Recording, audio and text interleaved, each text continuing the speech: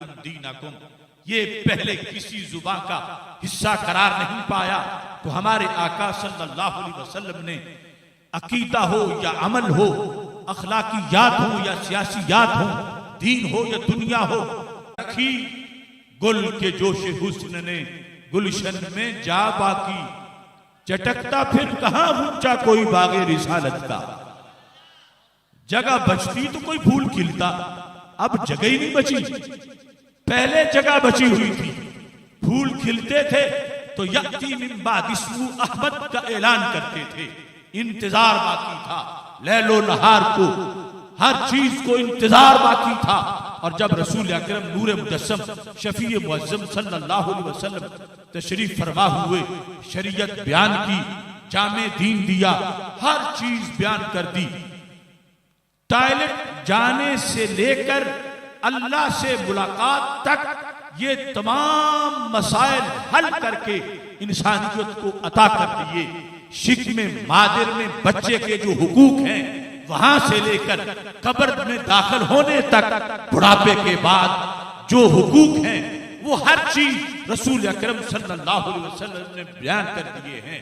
वो जानवरों के हुकूक हों, वो परिंदों के हुकूक हों, वो पड़ोसियों के हुकूक हों, वो चींटियों के हुकूक हों, वो चिड़ियों के हुकूक हों, हर अंदाज में हर चीज की जो बारे में जो अल्लाह की हिदायत थी, वो रसूल अकरम सल्लल्लाहु अलैहि वसल्लम ने जामे अंदाज में इंसान तक पहुंचा दी।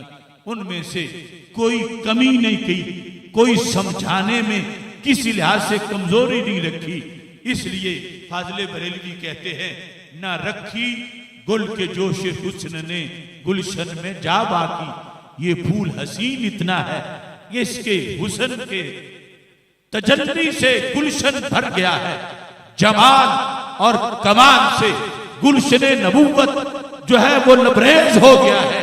अब किसी कूड़े और किसी गंदगी के ढेर पर कोई कांटा तो उग सकता है मिर्जा दज्जाल जैसा, मगर सेहने नबूवत में कोई फूल नहीं खिल सकता।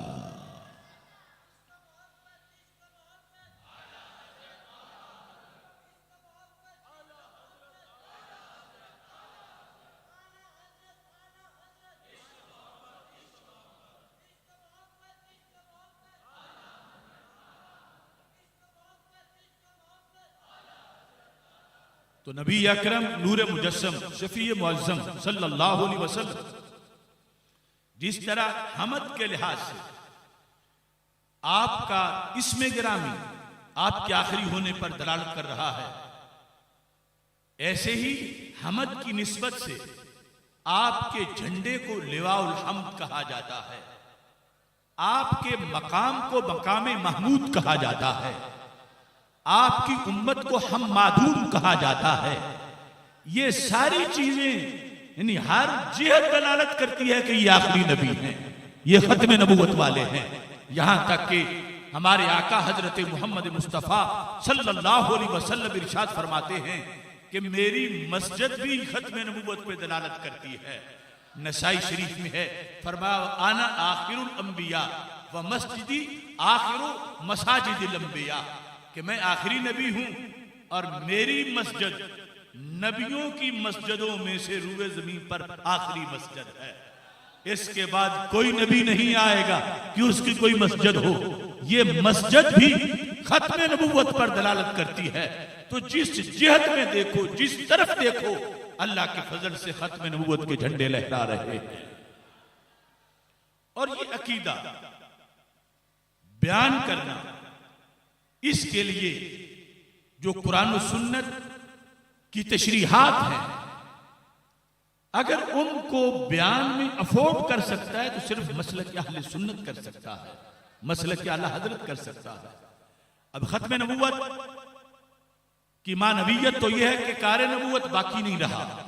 मतलब क्या कि हर बीमारी का इलाज कर दिया, खा वो बीमारी 18वीं सदी में आएगी या 20वीं में माजल आएगी, हर मसले का जवाब दे दिया। यही मतलब है ना कि और कोई अब नहीं आएगा, जवाब सारे सरकार ने दे दे हैं। अब देखो, ये मतलब खत्म नबूवत का बयान तब किया जा सकता है जब सीने में अकीदा अहले सुन्नत का हो, अगर दिन रात वैसे ये तकरीरें हों कि अल्लाह के नबी को तो माज़अल्लाह कल की खबर भी नहीं, परसों का पता भी नहीं, तो फिर खत्मे नबूवत किस अंदाज से बयान की जा सकती है? जब खत्मे नबूवत का यह मतलब है कि रसूल अकरम नूर मुजस्सम शफी मुअज़्ज़म सल्लल्लाहु अलैहि वसल्लम ने 14वीं सदी के इस 15वीं सदी के मसाइल सरकार ने खुद हल किए थे। हमें किसी अंग्रेज की तरफ देखने की जरूरत नहीं, हमें अमेरिका और बरतानिया की तरफ देखने की जरूरत नहीं, हमें किसी और तरफ देखने की जरूरत नहीं। हमारे हर मसले का हल सरकार ने किया है, हमें वो पढ़ने की जरूरत है। अब किसी मसले का जवाब तब दिया जाता है जब पहले मसले का इल्म हो कि मसला है क्या। अगर मसले का इल्म ना हो तो जवाब कैसे दिया जा सकता है? और अगर कल की खबर ना हो तो 15वीं सदी के मसाइल का पता कैसे चलेगा कि 15वीं सदी में मेरे उम्मत के क्या क्या मसाइल होंगे, क्या क्या आजमाइशें होंगी, क्या क्या हमले होंगे, क्या क्या फितने होंगे। तो मानना पड़ेगा कि क़यामत तक की हर सदी का हर साल का हर महीना, हर महीने का हर हफ्ता, हर हफ्ते का हर दिन का हर घंटा, हर घंटे का हर मिनट और हर मिनट का हर सेकंड, उसमें जो कुछ होना था वो सब कुछ रसूल अकरम सल्लल्लाहु अलैहि वसल्लम उस वक्त देख भी रहे थे और हर फितने का जवाब अता भी फरमा रहे थे।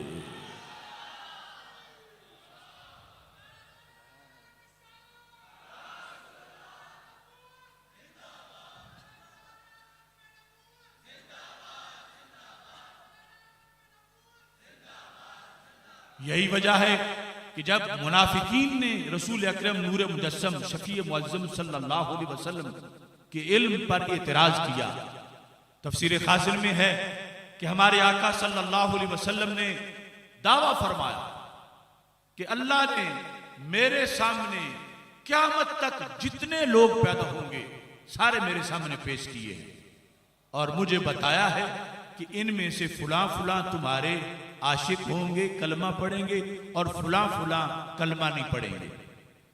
अब ये छोटा सा इल्म नहीं था, ये सिर्फ कल की बात नहीं थी, ये क़यामत तक का मज़मून था।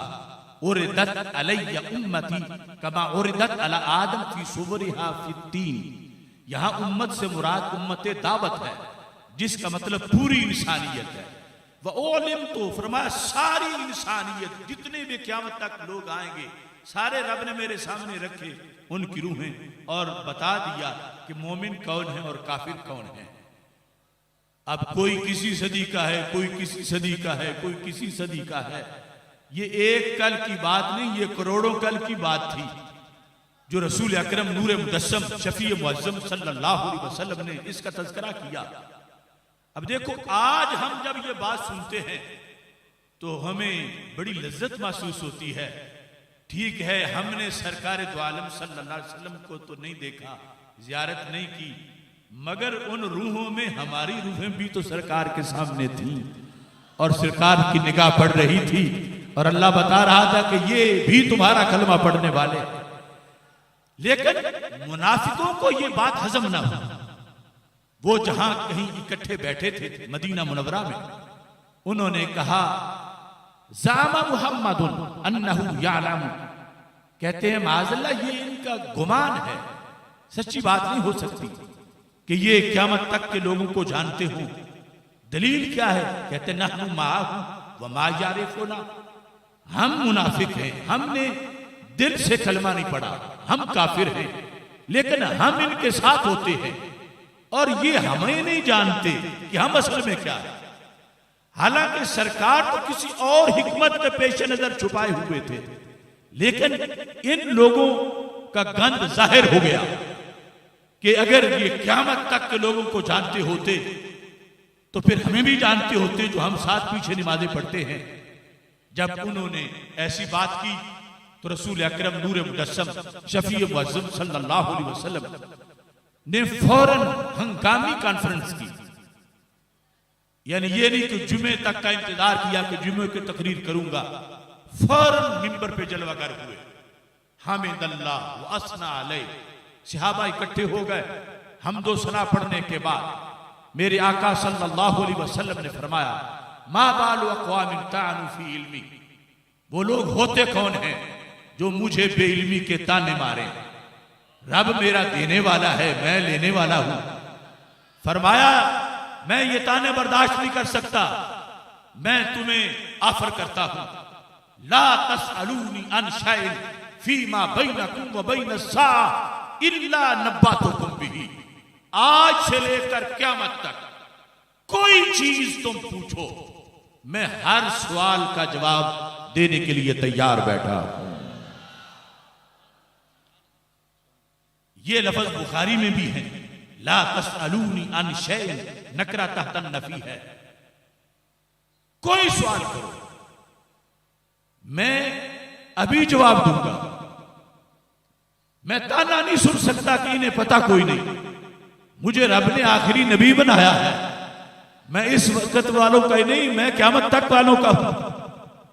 ला तसअलूनी अन शैइन फीमा बैनकुम व बैन अस्सा, तुमसे लेकर क़यामत तक जितनी सदियां हों उनमें जो कुछ होना है वो तुम मुझसे पूछ सकते हो।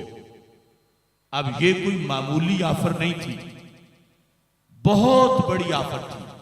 और ये कोई नमाज रोजे के सवालों का पीरियड नहीं था, क्योंकि बात इल्मे गैब की थी और जलसा उसके बारे में था। और एतराज इस लिहाज से था कि इन्हें अगर बाद वालों का पता होता तो हमारा तो पता होता। तो मेरे आका सल्लल्लाहु अलैहि वसल्लम ने खुला चैलेंज दे दिया, फरमा आज से लेकर क़यामत तक जो पूछना चाहते हो, जो पूछना चाहते हो, जो पूछना चाहते हो कि सूरज कितनी बार तुलू होगा, कितनी बार गुरूब होगा, उसकी किरणें किस किस चीज पे पड़ेगी, चांद कितनी बार तुलू होगा, चांदनी किस किस चीज पे पड़ेगी, बादल कितनी बार बनेंगे, बारिशें कितनी बार होंगी, हर हर शहर में कितने कतरे पड़ेंगे, क़यामत तक कितने हादसे होंगे, क़यामत तक के क्या वाक़यात, जो भी तुम पूछना चाहते हो मैं हर सवाल का जवाब देने के लिए तैयार बैठा हूं। अब देखिए, अगर सहाबा रज़ियल्लाहु ताला अन्हुम ये सवाल करते उस वक्त, तो गैर मुतल्लिक सवाल ना होता कि बताओ महबूब, दुनिया में रूए जमीन पर क़यामत तक मुल्क कितने बनेंगे, क्योंकि गैब की बातें पूछनी थी, जो पूछो। तो मेरे आका सल्लल्लाहु अलैहि वसल्लम हर मुल्क का नाम बताते। जब मुल्कों के नाम बताते तो पाकिस्तान का नाम भी जरूर आता।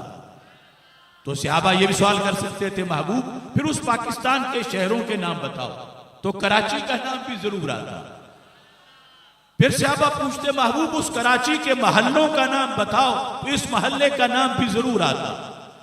फिर सहाबा पूछते, उस मोहल्ले के जिस मस्जिद में फुला तारीख को लोग बैठ के खत्म नबूवत बयान करेंगे और सुनेंगे, उसका नाम बताओ, तो फैजान औलिया का नाम जरूर आता और हर गुलाम का नाम जरूर आता। ये है अकीदा खत्म नबूवत की तफसीर। दूसरे मसालिक ये बयान नहीं कर सकते, कहते हैं कि हर मसले का हल कर गए हैं, और मसला जानते ना हो तो हल कैसे करें। मानना पड़ेगा कि क़यामत तक जो मसाइल पैदा होने थे महबूब अलैहिस्सलाम जानते भी थे और जवाब भी अता फरमा रहे थे। अब देखिए, एक बाप घर में बैठ के गुफ्तगू करता है तो उसको इतने ज्यादा मुताला करके बच्चों के सामने गुफ्तगू की जरूरत नहीं, उसी के बच्चे हैं। लेकिन एक क्लास में जाके पढ़ाता है तो वो उसके लिए तैयारी करता है, और एक फिर उससे बड़े लाखों के इज्तिमा में बोलता है तो उसे फिर मजीद तैयारी की जरूरत है कि कोई ऐसी वैसी बात ना हो जाए। मेरे आका हजरत मोहम्मद मुस्तफा सल्लल्लाहु अलैहि वसल्लम, आपको पता था कि मेरी जुबान से निकले हुए हर हरफ पर तहकीक होगी, और सिर्फ अरब में ही नहीं अजम में भी होगी। सिर्फ दोस्त ही नहीं पढ़ेंगे, दुश्मन भी पढ़ेंगे, और सिर्फ इस सदी के नहीं क़यामत तक के पढ़ेंगे। टेक्नोलॉजी भी आएगी, साइंस का भी दौर होगा। तो रब्बे ज़ुल जलाल ने ऐसा इल्म दिया, ऐसा इल्म दिया, ऐसा इल्म दिया कि करोड़ों बार टेक्नोलॉजी जन्म ले ले, फिर भी महबूब अलैहिस्सलाम की उलूम की आगाज की हद तक भी नहीं पहुंच सकती। अब देखिए आज की साइंस, आज की टेक्नोलॉजी हर हर हदीस और हर हर फरमान के बारे में उन्होंने तजर्बात किए कि किसी तरह मुसलमानों को कहें कि वो तो चार दीवारी में बैठकर उस वक्त के एक छोटे से माहौल के दीन की बात कर रहे थे, उस वक्त के लिए तो वो काफी था। लेकिन अब जमाना बदल गया है, अब वो पुराने अफकार काम नहीं देते। इन्होंने एड़ी चोटी का जोर लगाया, मगर एक बात भी ऐसी ना ढूंढ सके, ये छलांगे लगा के जहां तक पहुंचे उससे आगे नूरे नबूवत की रोशनी चमक रही थी। आज विलियम पिक्टाल ने, जो एक अमेरिकी डॉक्टर है, उसने मक्खी के परों पर तहकीक की और तहकीक करके जब फारिग हुआ तो सामने रसूल अल्लाह सल्लल्लाहु अलैहि वसल्लम का फरमान मौजूद था। सदियों पहले ना जब लेबार्टी थी, ना कोई खुर्दबीन थी, ना कोई अजसा था, मेरे आका सल्लल्लाहु अलैहि वसल्लम ने इरशाद फरमाया, इज़ा वक़अ ज़ुबाबु फ़ी ताअमि अहदिकुम फमकुलूहु सुम्मन कुलूहु फ़इन्ना फ़ी इहदा जनाहिहि दा व फ़ी उख़रा दवा व इन्नहु ला युक़द्दिमु दा अला दवा। फरमाया जिस वक़्त तुम में से किसी के खाने में मक्खी गिर पड़े, अब छोटी सी मक्खी है और फिर उसका छोटा सा पर है, और उस पर के अंदर जो कुछ है उसकी खबर दी निगाह नबूवत में, क्या कि उसके एक पर में बीमारी के जरासीम है और दूसरे पर में शिफा के जरासीम है, उसी बीमारी को हिलाक करने वाले, खत्म करने वाले जरासीम है। लेकिन मक्खी जब खाने पे बैठती है तो वो पहले बीमारी वाला पर डबोती है, जिसके नतीजे से बीमारी के जरासीम खाने में फैल जाते हैं। अगर ऐसे ही उसको निकाल दो तो फिर तिब्बी तौर पर वो खाना सही नहीं होगा, और अगर डबो के निकालोगे तो वो शिफा वाले जरासीम, बीमारी वाले जरासीम को खत्म कर देंगे। खाना ना खाना किसी की अपनी मर्जी है, लेकिन वो खाना तिब्बी तौर पर सही तो हो जाए। आज की साइंस ने आकर मक्खी के पर के ये जरासीम देखे और फिर ये आदत भी देखी कि वो बीमारी वाला पर पहले डबोती है। तो ये है खत्मे नबूवत के उलूम कि कहीं भी, किसी मकाम पर भी, किसी मुआशरे में भी, किसी उर्फ में भी कोई भी ऐसा नहीं जो चार कदम आगे निकल के खड़ा हो कि ये मेरे पास मारिफ हैं और वो जानते नहीं थे माज़अल्लाह। नहीं, जिसने जितनी परवाज की वो परवाज करके बिल आखिर मोहम्मद अरबी सल्लल्लाहु अलैहि वसल्लम के गर्दे राह को पहुंचा है। मोहतशम सामीन हजरात, नबी अकरम नूर मुजस्सम शफीए मुअज़्ज़म सल्लल्लाहु अलैहि वसल्लम ने मुस्तकबिल के लिहाज से सैकड़ों नहीं हजारों खबरें दी, और आज जिस वक्त झगड़ा चला मुस्तशरिकीन के साथ, ओरिएंटलिस्ट के साथ मुसलमानों का, हम बार बार कह रहे हैं कि किसी नबी की कोई जरूरत नहीं, हमारे नबी आखिरी नबी हैं और फिर कोई कमी भी छोड़ के नहीं गए। वो कह रहे हैं नहीं, वो पुराना जमाना था। वो देहाती की मिसाल देते हैं कि एक देहात में वो रहता है, कभी कराची आया ही नहीं, तो वो देहात में बैठकर कराची का ट्रैफिक प्लान कैसे दे सकता है, उसे पता ही नहीं शाहराहों का वो कैसे कामयाब ट्रैफिक निजाम या इस तरह की कोई शहर के लिहाज से कोई मंसूबा दे सकता है, उसने देखा ही नहीं। तो माज़अल्लाह कहते हैं वो तो बहुत 14 सदियां पहले, ठीक है, उस वक्त उनका नॉलेज और उस वक्त की मालूमात और जमाने के लिए उनका निजाम काफी था, लेकिन अब तो 14 सदियां गुजर गई और इंसान इतना एडवांस हो गया, अब तो और किसी दरवाजे पे जाना चाहिए। जब इस तरह की बातें होने लगी कादियानियत की सपोर्ट में, तो अहले हक की तरफ से इस पर मुस्तकिल किताबें लिखी गई कि रसूल अकरम नूर मुजस्सम शफीए मुअज़्ज़म सल्लल्लाहु अलैहि वसल्लम की निगाह के सामने सिर्फ उस वक्त का जो अरब का माहौल था या उस वक्त का जो अजम का माहौल था, सिर्फ यही नहीं था, बल्कि आपके सामने तो क़यामत और क़यामत के माँ बाप के मनाजिर भी सारे मौजूद थे। इस पर फिर किताबें लिखी गई जिनमें जितने वो हदीसें जिनमें वो बयान किया गया था और वो उसका वकू हो चुका है, उनकी भी तस्वीरें दी गई, और जिनका वकू अभी नहीं हुआ वो अहादीस दी गई। यहां तक कि सऊदी अरब में भी निहायतुल आलम नामी किताब और इस तरह की कई किताबें मुस्तशरिकीन के जवाब में, यहूद और नसारा के जवाब में लिखी गई और उन्हें बताया गया कि हमारे आका सल्लल्लाहु अलैहि वसल्लम सिर्फ उस वक़्त के इंसान की जरूरियात से ही वाकिफ नहीं थे, आज की भी हर चीज से वाकिफ थे। अब ये किताब लिखने को उनका मसलक अफोर्ड नहीं करता, लिखी है तो कलम इमाम अहमद रजा बरेलवी से उधार लिया है।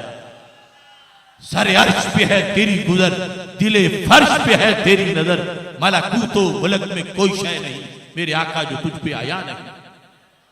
खुद तकरीरें दिन रात ये करते हैं कि कल की खबर नहीं, अंग्रेजों ने अब पकड़ लिया कि कल की खबर नहीं तो फिर हमारी बात मानो, नए नबी मानो, नए नबी के पीछे चलो। तो अब कहते नहीं, उन्हें सारी खबरें थी और सारी खबरें थी उस निहायतुल आलम किताब के अंदर जो तस्वीरें दी हैं उनमें बिलखुसूस जो कलाक टावर है उसकी तस्वीर दी है, और फिर जितने नफक हैं, सुरंगे हैं मक्का मुकरमा की, उनकी तस्वीरें दी हैं, और साथ हदीस शरीफ लिखी है कि रसूल अकरम नूर मुजस्सम शफी मुअज्जम सल्लल्लाहु अलैहि वसल्लम के सहाबी रिवायत करते हैं कि उसूल हदीस के मुताबिक फरमान रसूल अलैहि सलाम बनता है।